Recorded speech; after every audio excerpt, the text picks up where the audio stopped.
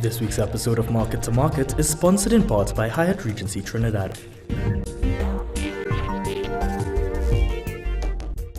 Over the last 2 years, the government has been criticized for not implementing projects. With this third budget, they are promising that things will be different this time around. So, should we take their word for it? You're watching Market to Market, the only primetime business program in the country.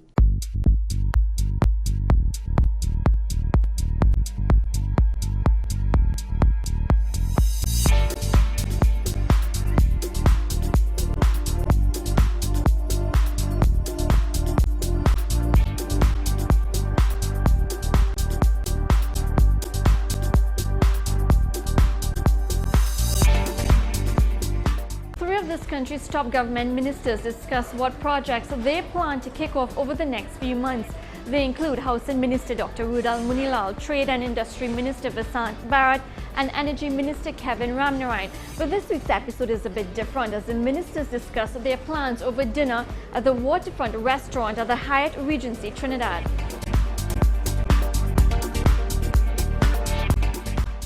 Ministers, thank you very much for joining us for dinner. I know, it's budget period and, budget debate and everything, you have a very hectic schedule, at least even more so for the next few weeks. So it's nice to get you all out of your office and out of our studio and into a restaurant where you can, relax and, come on to enjoy dinner with us.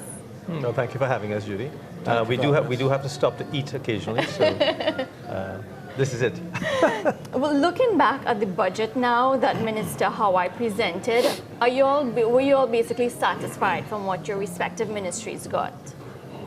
Well, my ministry is not a ministry that undertakes a significant amount of capital expenditure, so the PSIP in my ministry is relatively small. Ministries like national security, education, energy, Kevin's in, those are all ministries that would occupy a significant percentage of government expenditures. Even when I was in my previous incarnation as Minister in the Ministry of Food Production, Land and Marine Affairs, I felt that we ought not to be restricted by the amount of funds we were given. Otherwise, a lot of work would not have gotten done.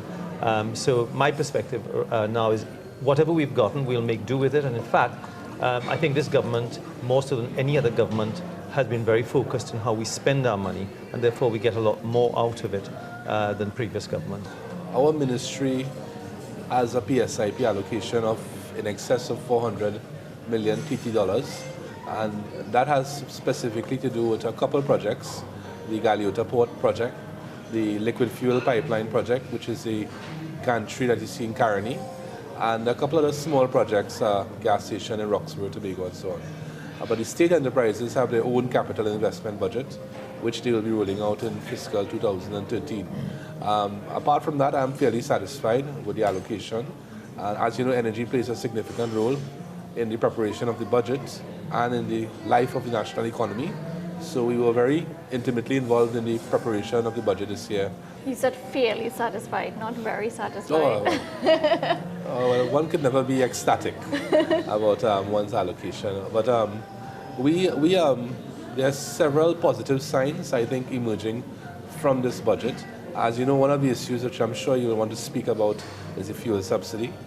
The fuel subsidy is something which this year we estimate the fuel subsidy to be $4.4 billion.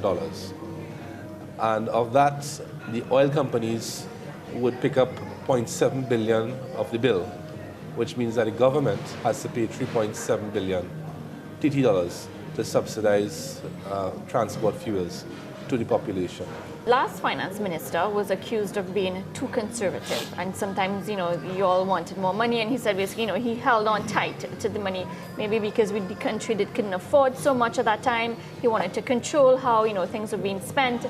Do you think, bankers tend to be very conservative, so how do you, what sort of feeling have you gotten from Minister Kanhai? Well, let me say this, Minister Dukran ought to be congratulated for stewarding the economy through the last 2 years in a manner in which he has.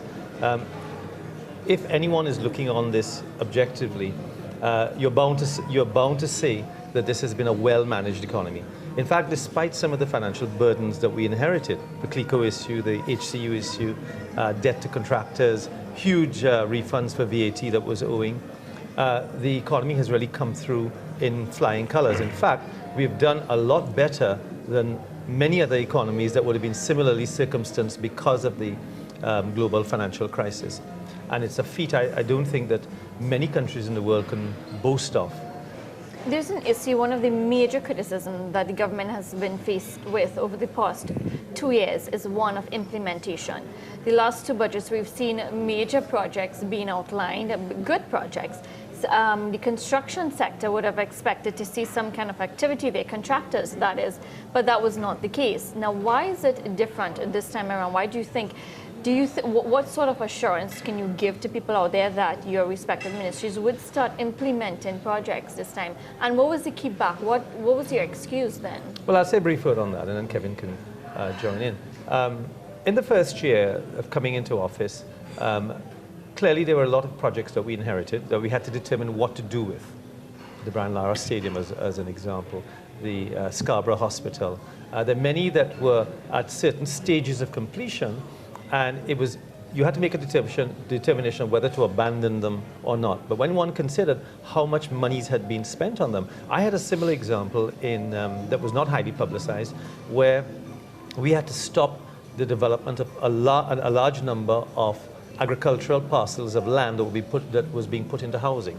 There were 11 parcels, 11 large areas that we had to stop.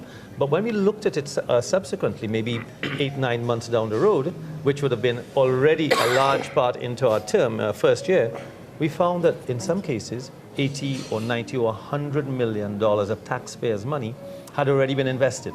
And so therefore, it was difficult to justify to the population why you would just stop it completely. And so therefore, we had to then kickstart several of these projects that we'd halted.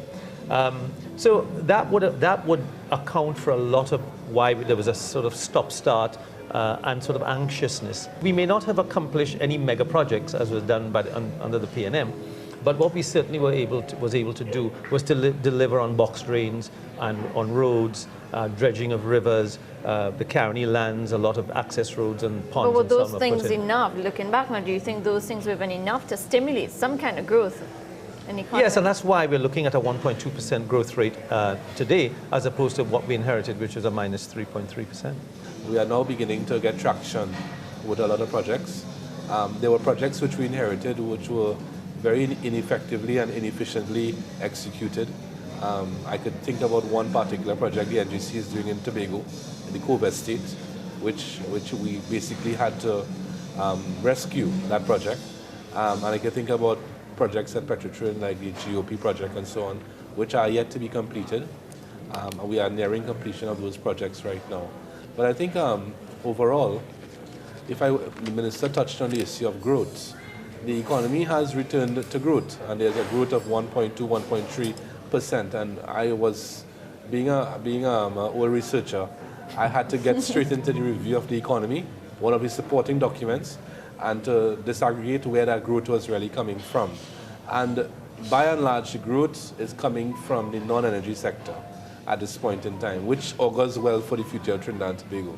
And the growth is actually coming from services.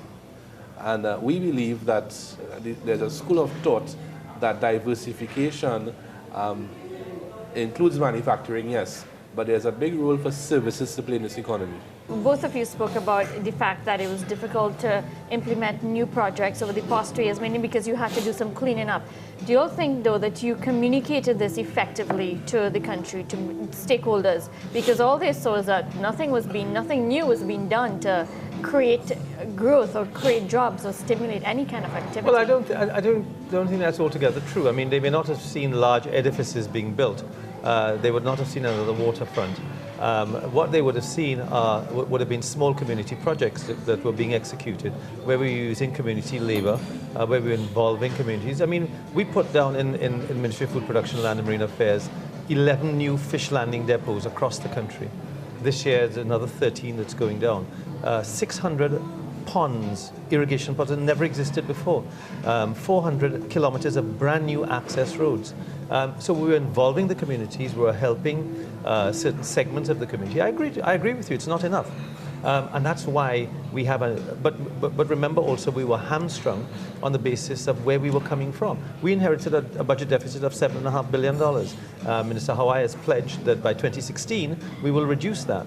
But it doesn't come overnight. It doesn't. You're not going to come into office and in your first year eliminate your budget deficit, clear your debts, create full employment. You're not going to do all those things. What particular area do you think the country looked at in terms of having you all turn around instantly, and looking back now, do you think you all basically have not handled it well? Well, I wouldn't say we wouldn't handle it well, but I think there was a great expectation that we would have solved crime overnight. That didn't happen. We have to admit that it's going to take time. It's not an overnight fix, unfortunately. You know, during the election campaign, that was a major issue. The argument of dealing with crime. You know, both parties were blaming back and forth. When you all were in opposition, then you said, you know, the PNM was not dealing with it effectively. Now the tables have turned. Do you realize that it's not just who's in power, but it's something big out there that you need to change? Maybe the structure of everything in order to tackle crime. And we've been doing that. For example, in Mr. Hawaii's budget, we are making sure, for example, that there's greater emphasis on crime detection. We're putting more police on the road. We have highway patrols now. They're going to be very frequent. We've now removed duties and VAT on CCTVs. We are putting 32 community police units in a number of areas. We have had joint army patrol units that have proved to be very successful. Mr. Ramna, what do you think of some of the major issues facing the economy right now? Well, if I were to speak to it from the perspective of the energy sector, in late 2010, BP decided it would embark on a maintenance program to ensure the safety and reliability of its 13 offshore platforms. And what they've done is that they've been going through that maintenance program since late 2010. That has had an impact on delivery of natural gas to Point Lisas and to Atlantic LNG, which has had a ripple effect in terms of industrial output. It is something that we have tried our best to mitigate at the Ministry of Energy. We have worked with BP, and it's not only BP, there are other companies that are also going through maintenance. We've worked with them to mitigate the impact. When will we come out of this period of maintenance and return to some normalcy? Optimistic, most realistically, early 2014.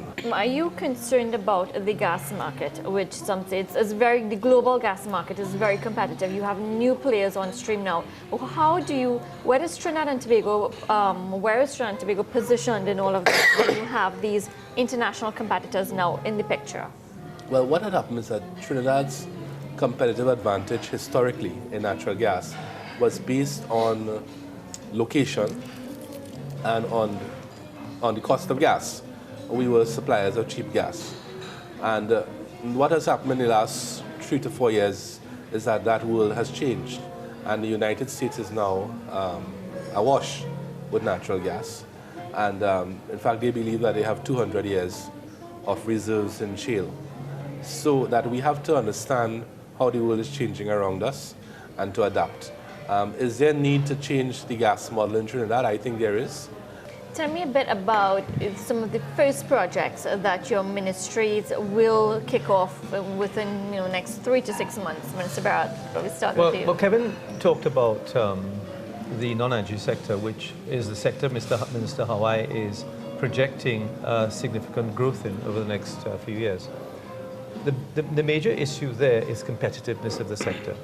And competitiveness is something that is a function of many things that you would do. In fact, the Global Competitive Index in the World Bank has stated that we rank at number 84, which is not a very high ranking.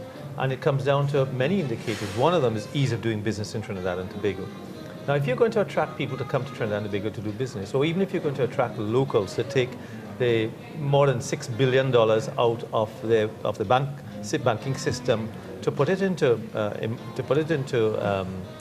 investment, you've got to create the environment for them to want to do that.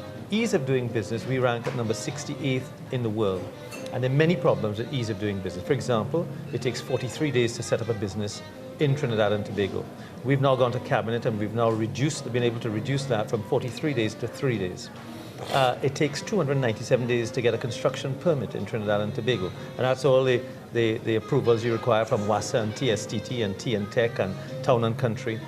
It creates major problems for people wanting to do business. Customs and excise is another area where people have issues in clearing containers. 19 days on average, according to the World Bank statistics, to get a container in or out of Trinidad and Tobago. We want to make sure that that's 24 hours, and we can make sure we do. So all of those indicators have to change. And then we've identified certain sectors, and I'll briefly mention them to you, but we can go into greater detail later on.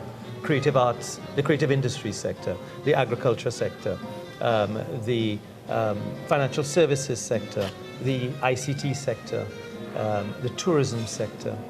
All these are areas, maritime, and sports actually has been identified as a growth area as far as business is concerned. So, and then Kevin mentioned energy services. That's also a downstream sector that we in the Ministry of Trade are looking actively at generating growth from. And we have a plan for each of these. In fact, we have very focused plans in each of these sectors, in each of these areas, to streamline the current business model and to make sure that we can put the necessary resources to ensure that they're successful. Okay, Minister Amran, before I want you to hold our thought before we, we get into the Energy Ministry as to what are your projects. We just need to take a quick break and we'll be right back. When we come back, we're joined by Housing Minister Dr. Rudal Munilal, who discusses the plans he has for his ministry over the next year. We have 2 more to start, 3. Terrestrial Pineapple Smith, where we have a problem still with 1 farmer. And then we have a new site in Eden Gardens in Couva. So we have 3 more housing sites to start on. We're looking forward to that, of course. And the Energy Minister also identifies some of the first projects that are in the pipeline. What we are, again, looking for is a major downstream project. And that is something which I intend to take to the Standing Committee on Energy very soon.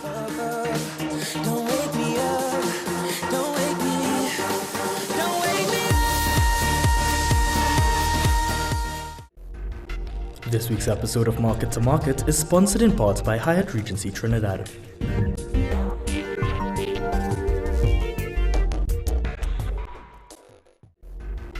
This week's episode of Market to Market is sponsored in part by Hyatt Regency Trinidad.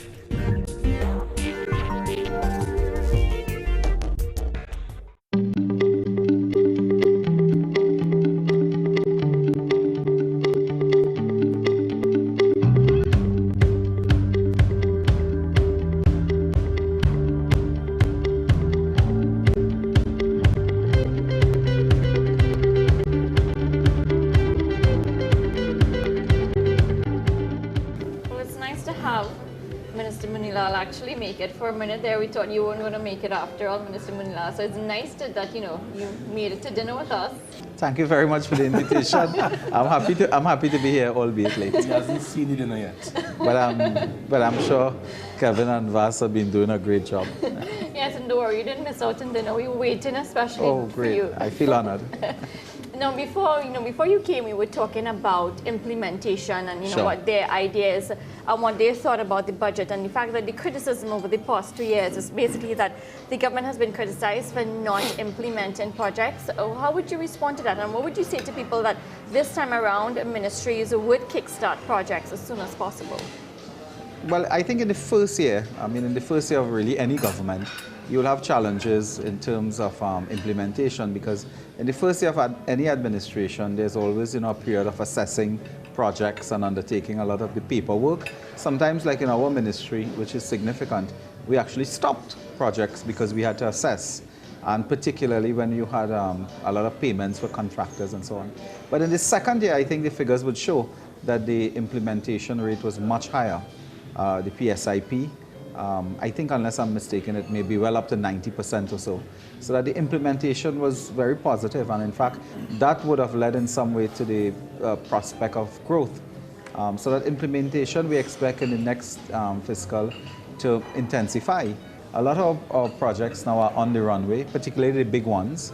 And in the third year of the administration, we expect to have a construction boom, really coming out of the massive implementation of projects, small scale projects, but also the big ones, because when you do a big project for $400 million and so on, as I always tell colleagues too. You have to get it right the first time. You can't embark on a $400 million project and get it wrong at the beginning. If you're doing a small-scale project, it's different.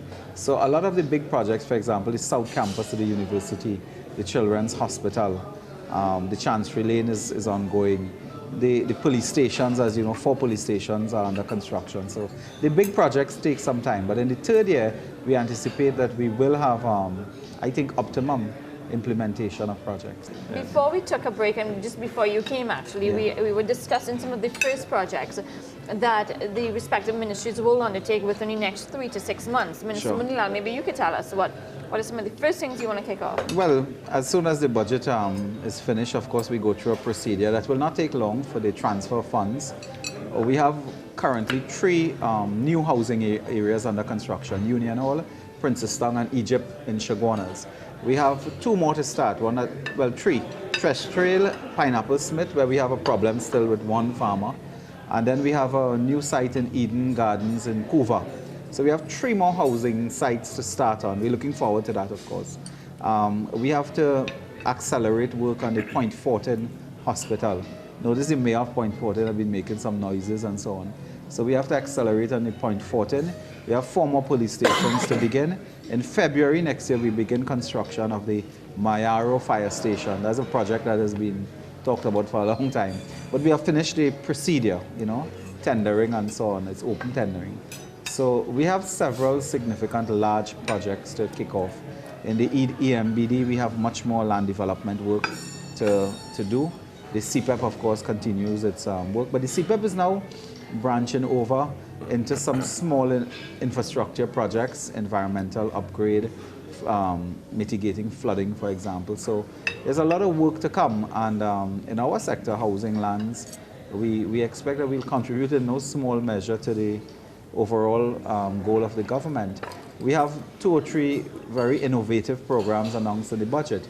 You'll notice Senator Hawaii spoke about home ownership, allowing persons at the lower rung with low income to access loans at, I think, 1.5% interest and constructing homes. So we expect that program will take off. The Land for the Landless program, Cabinet just recently approved a new structure for the Land Settlement Agency. I think it was last week. So that program is for 10,000 lots over the next 3 years. So the infrastructure work to lead to that has to begin. So from our side, we expect we'll drive the construction boom, as Senator Hawaii indicated. Minister Ramnaran, what are some of the projects you're going to undertake early? As the ministers Munilal and Bharat were calling out their list, I was quickly putting together mine. There are projects which are nearing completion, and there are projects which will start. I will deal with those that are nearing completion because they're very important. The liquid fuel pipeline facility in Kanhai is going to be one of the most important projects in this country. In fact, I recently toured that facility with Ministers Sharma and Minister Emmanuel George. That is 95% complete. And I have a commitment from the NGC, who is building it on behalf of the government, that it will be completed by early January 2013. The other project which is nearing completion is the TGU power plant in Labre, a phase of which is already operational and supplying power to the country.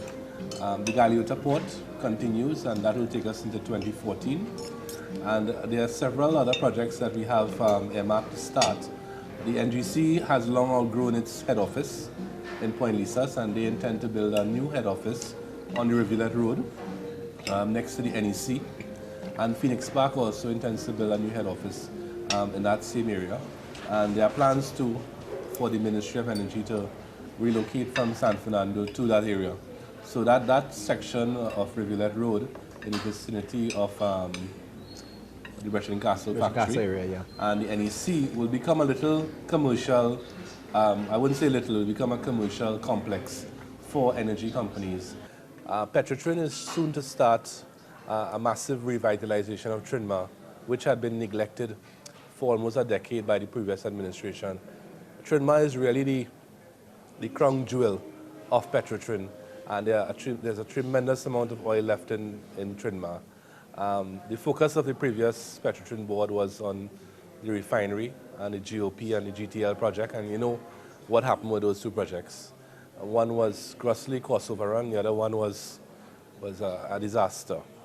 So the work on Trin Mast starts very soon. The rig is coming, and I expect to meet the rig, even if that means going out into the water. Right? So that you will. Yeah, which I would enjoy. So a lot is happening. What we are, again, looking for is a major downstream project. And that is something which I intend to take to the Standing Committee on Energy very soon. Now, one of the things that Minister Howard has said is the fact that he wants to cut back on wastefulness. And he's pointed out state enterprises basically. I mean, like I said, I told him in an interview that I did just recently with him, is that some state companies, some state heads basically don't even know that there's a term called profit because they're so used to money just being pumped from the government. How do you ensure that, you know, and maybe if I ask you this, like, you can each tell me, like, what's your least profitable state company under your respective ministry, and how do you intend to ensure that come the next fiscal year, that company is turned around? Let me start with the examples that we're setting. National Farmers is a good example. Tremendous asset base, significant amounts of government and taxpayers' cash invested in there. Stock price waddling down at 68 cents when it really ought to be about $25 because of the asset base. Simply because of the inefficiencies, poor management choices, directionless really over the last several years. We recently had a meeting, I recently had a meeting with the board, but I also met with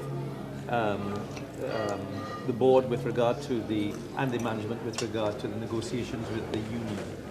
And I think we've negotiated a relatively historic agreement with the SWWTU in that the workers agreed to take 8%, but they also agreed to buy in to the future profits of the company as future increases. InvestTT, for example, when I came into the ministry, we had 13 organizations across 3 ministries that were responsible for promoting and facilitating trade in Trinidad and Tobago.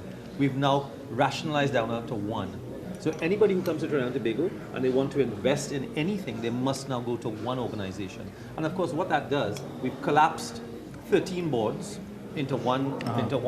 We've collapsed 13 management structures into 1. 13 sets of expenditure into 1. How much has that saved you so far? Well, we haven't actually worked it out. The bureaucracy is really where the major saving is. It's not really in the actual salaries. It's the actual bureaucracy and the lost business opportunities when people get frustrated and they walk away from it. The second one is customs and excise. It takes 19 days to clear a container out of Trinidad and Tobago when it should. Singapore takes 1 day, and many other. Jamaica actually takes 7 days to clear a container. We take 19 days. And there's several bureaucratic reasons for that. Would you say that most of the state companies under your ministry are basically inefficient then? I would say by and large we've inherited a significant amount of inefficiency in the system. I'm not necessarily blaming the people within the system, but I'm blaming the system itself. And I think we need to show them there is another way in which this can be done. Let's go back a bit to NFM. Now, given the fact that you're looking to revamp NFM, basically you need to restructure NFM. At the last AGM, you had shareholders saying basically that they expect a dividend, they expect more money at least, and they're not seeing that. Now, the company is saying there's an increase in grain prices, so there are a list of reasons why they're not doing well. They cannot increase flour prices just like that. NFM sells a basic commodity.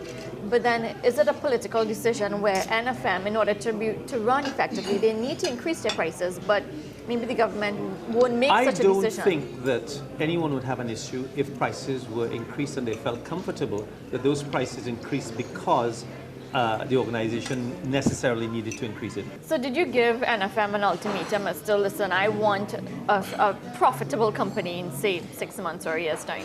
I'm sure the board would have conveyed my message very strongly to the management of the company. Yes. That's a yes or no? Well, I'm sure the board would have conveyed my sentiments that we had to turn the company around very quickly. And if that's an ultimatum, yes.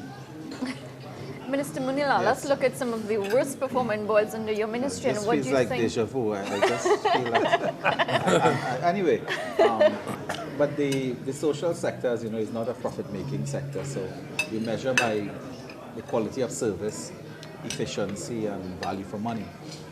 In CPEP, for example, we have discovered that while CPEP does consume a significant amount, 468 million or so, we are looking at raising revenue.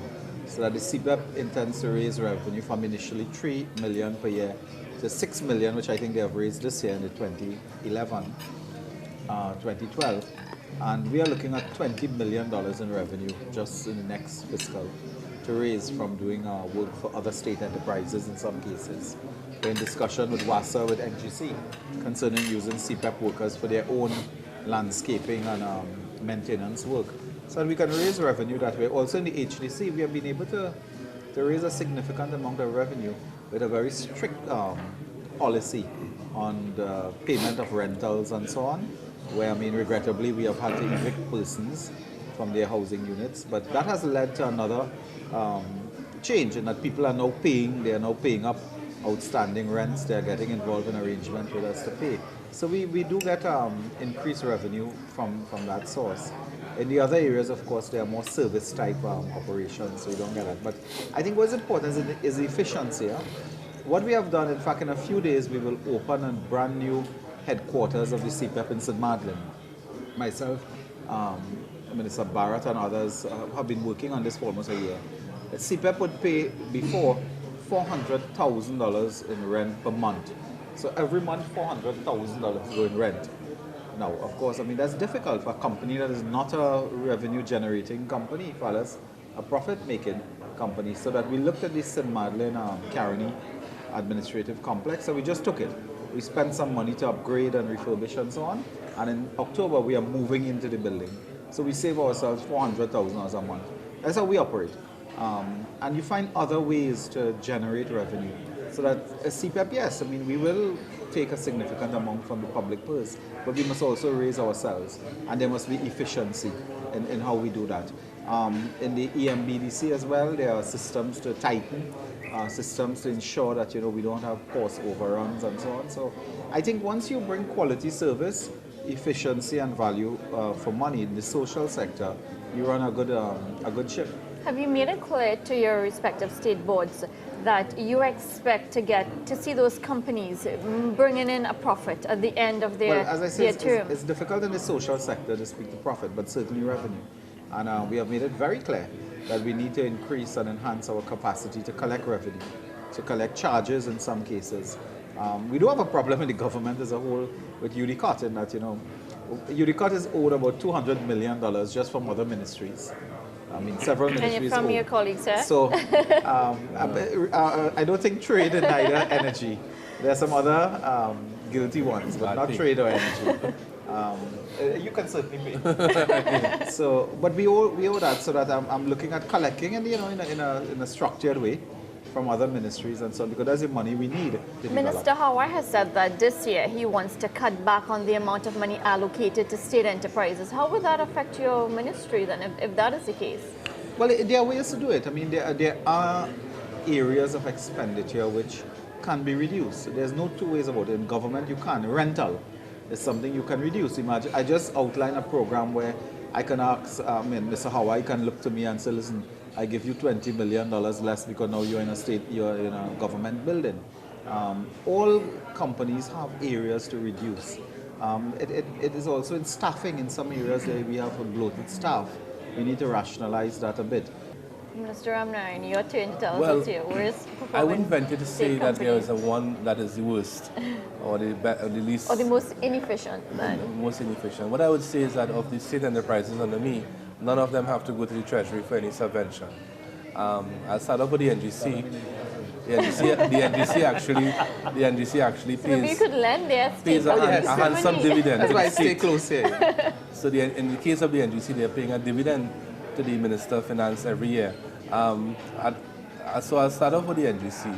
The NGC is based on a business model which was established in 1975, and it worked very well because the business model is static, and it's essentially the buying and selling of natural gas and the operations of a pipeline network. There's very little room now for the company to grow. So I have mandated the company to grow and to look at avenues for growth. And one of the areas that we're looking at is acquiring more assets, more energy assets in Trinidad and Tobago. The company has an asset base of now $5 to $6 billion US dollars, which makes it one of the largest companies in the Caribbean in terms of assets, and one of the most profitable companies in the Caribbean in terms of absolute profit and so on. So that's the main mandate, to grow the company by expansion away from the traditional business model. Then we have Petrotrin. Petrotrin too is a profitable company, and Petrotrin, of course, is a major contributor to the economy of Trinidad and Tobago. Has it been efficiently run though? Well, as Minister Barrett said, there are things that we have inherited over the years. Petrotrin, one must understand the context of. Dr. Munilal is from the oil belt. Petrotrin was established, I think it was in 1993, and it's really an amalgamation of the assets of the multinationals that were once in Trinidad. BP, Shell, and Tesoro, other companies that operated, and Texaco. So they have inherited aging assets, aging infrastructure, and that in itself brings with it certain inefficiencies.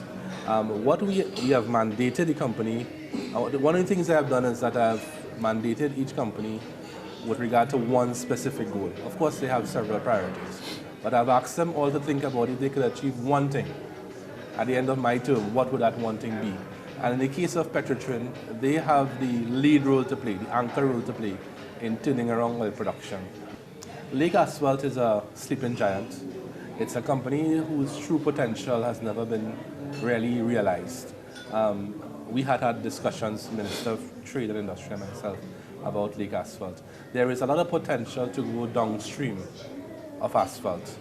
And then there is National Quarries, which also comes under me, and the National Energy Corporation.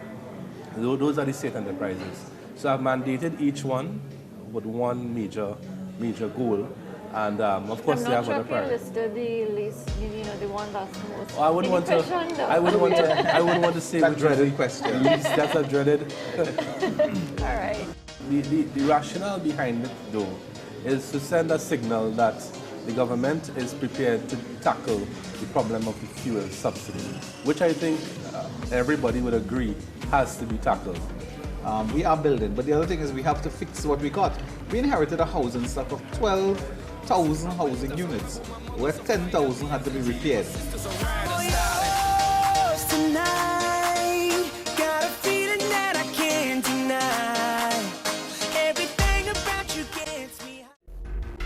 This week's episode of Market to Market is sponsored in part by Hyatt Regency Trinidad.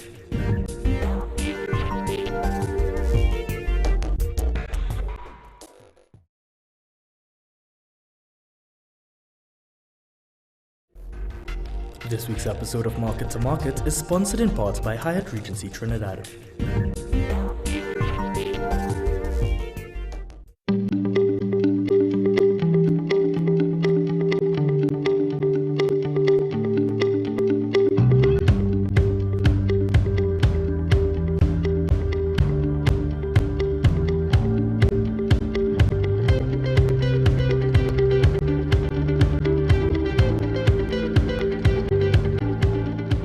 People say that businessmen in this country are very greedy.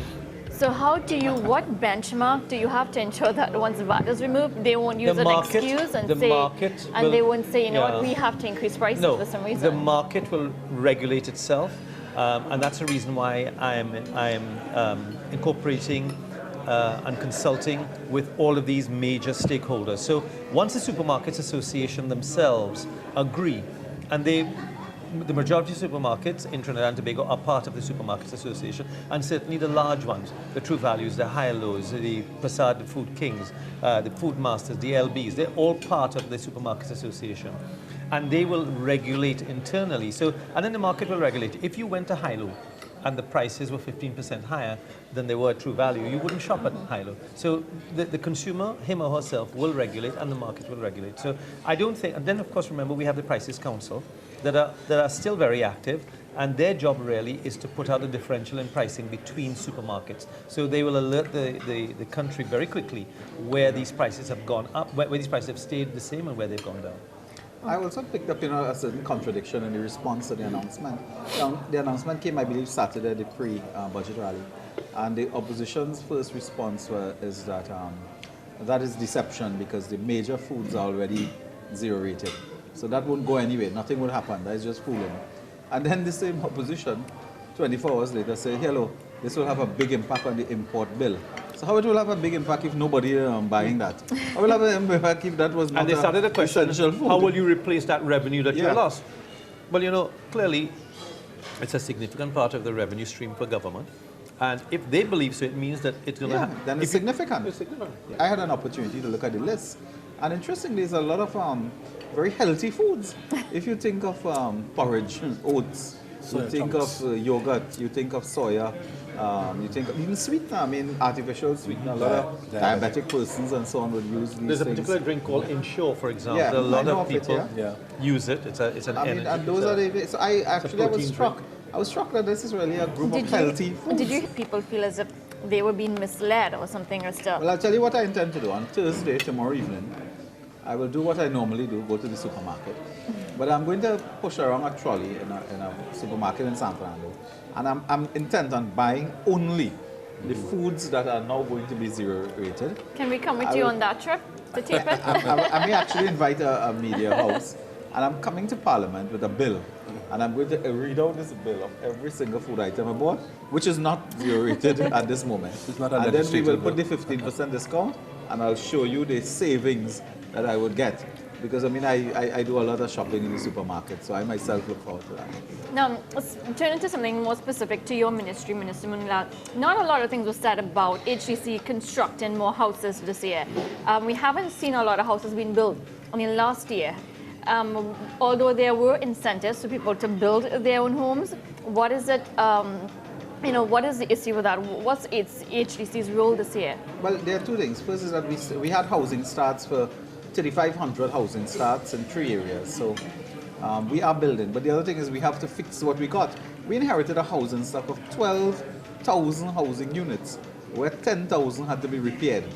I mean, just repairing the housing stock alone is $100 million minimum is spent on house repair. Are you anywhere Because of close to defective repairing work. those? We have done in some areas. We are still continuing that work. But the first shock we had to face was that we had to repair units. When we were repairing, we started, I think, 3,500 housing starts. But the house distribution indicator is not how much houses you build, is how many people access a resource, whether it's a housing unit or land. Minister Ramnarayan, your last question. The fact that the prices of premium gasoline has gone up, basically, and you would tend to see a lot of people switching to super and diesel. Wouldn't this, in turn, increase the fuel subsidy? Well, let's just start off first of all with the fuel subsidy itself. For fiscal 2012, it's $4.4 billion, of which the oil companies will pick up 0.7, which means that the government liability is $3.7 billion. So at $4.4 billion, that is actually twice the allocation that the government gave to Tobago in fiscal 2013. So it's a very significant bill. We have increased the price of premium gasoline to $5.75 a litre. It is expected naturally that people will switch. In fact, people have already started switching. People are, however, there are people who are continuing to use premium gasoline. And I know this because I visited about 5 gas stations today myself. Are you going to switch as well? Well, I am. The rationale behind it, though, is to send a signal that the government is prepared to tackle the problem of the fuel subsidy, which I think everybody would agree has to be tackled. And I think there are different approaches to doing that. Raising the price of premium is one such approach. We do not think that will have an impact on inflation because diesel is what people use to transport goods and services around the country. We don't see it having an impact on the taxi fares because taxi fares are a function of super gasoline and diesel. Those prices haven't been touched. But we also, Minister Hoy also mentioned in the budget CNG. And you said that this is something that has been mentioned in every budget probably for the last old news now. 15 years, right? We have a business plan defined for a new approach to CNG. It is yet to come to the cabinet. It has been presented to the FNGP a few weeks ago. And we believe that the time has come to give a make a serious shot at CNG. The technology has changed. CNG, the filling time is now a lot faster. We recognize that there's a need to build multi-fuel stations throughout the country. So the end of this year, the next fiscal year, would we see some significant improvements in CNG? This plan is to be rolled out in fiscal 2013. I am of the opinion that people need to have confidence before they make that jump to CNG. And that confidence will come when people begin to see service stations carrying CNG. People also need to be assured that they wouldn't have to line up for a half an hour and have the bonnet open and so on. And should we expect in the next budget, maybe not next 2 budgets at least, that the prices of super gasoline might go up? Well, as Minister Kanhai said in his presentation 2 days ago, there's a committee which has been formed that includes myself and other technocrats from the Ministries of Energy and Finance, and we'll be looking at all the options. We'll be considering all the options with regard to all fuels. I would add that tomorrow I take ownership. Well, the Ministry of Energy takes ownership of a brand new Toyota Prius. That's yeah. This is a hybrid vehicle. It's electric. It's electric and gas, and it works on the principle that as the wheels turn, it charges the battery, and then it switches to the battery. How much does something like that cost? It's a bit more expensive than its equivalent on the market. And in the US and in Europe, it's a vehicle which is being used by a lot of some, I would say, the wealthier people and the movie stars and so on. In fact, I'm told that Prime Your Minister. name is Shashi, you know? I expect this. I'm told that Prime Minister Cameron has a Toyota Prius. It was the official car of the London Games recently concluded. So you think we might see, are you going to encourage your colleagues to get a car like that as well? Well, certainly I know Dr. Munilal was interested in one Yes, when he was Minister of the Environment. But his now that ministry doesn't make as much environment. money though. His ministry doesn't make as much money. Oh, well, I think what we have to do is to give people options. CNG is an option, hybrid cars should be an option. As well. And we also have to get into people's thinking, the whole concept of energy efficiency. Because we have an abundance of energy, we tend to waste energy in Trinidad and Tobago. You see, in places like the UK and so on, all the lights go off automatically at night because there are motion sensors in the lights. In Trinidad, Tower C and Tower D, they burn electricity all night. So we have to get that. So you all can change that then? Yeah, certainly energy efficiency is... Staying on that note though, what about the subsidy that's usually paid to Petrotrin? Some say that Petrotrin is not paid on a timely basis or at all by the government, and this just puts a strain on the state-owned refinery. Well, if I'm not mistaken, the government at present has the government owes Petrotrin significant monies, which has impacted on the company's cash flow, and Minister Kanhai has brought to Cabinet an approach to pay off that debt to Petrotrin, which will allow them to... How much is that debt? Drill. Well, I think it's, I don't want to be quoted on exactly how much it is, but an average. It was somewhere around 7 billion the last time I checked. Okay. Well, on that note, we will end tonight's dinner. It was nice. I hope all of you all enjoyed your dinner. Thank you very much, and thank you very much for the meal. It was a pleasure being here, Judy. Thank you very much. Maybe we can do this again in 6 months. Breakfast. Sure. Breakfast or lunch. Looking We forward. could do the Chinese dragon and Davy. And we could review, some of the work your ministry would have done, right? And thank you. Thank you very much. Thank you very much. Well, that's it for this week's special episode, but do join me, Judy Kanhai, same time and same place for another episode of Market to Market. And do remember to join us on Facebook for information on upcoming episodes. Bye for now. Dance all night, we don't stop playing, but that's alright. We jamming in stereo, stereo, stereo. Oh, yeah, we out all day and go all night. Come on, press play and feel alright. We rocking in stereo, stereo, stereo. Listen, y'all. Yeah. Tuesday on the rocks. Which one of them I go take home? Who la vibe on a big crowd, make out. It's a pretty girl and a date out. Wine and hush thing, y'all. Fantasize cause you need me now. And baby, if you're going my way, you can have it your way.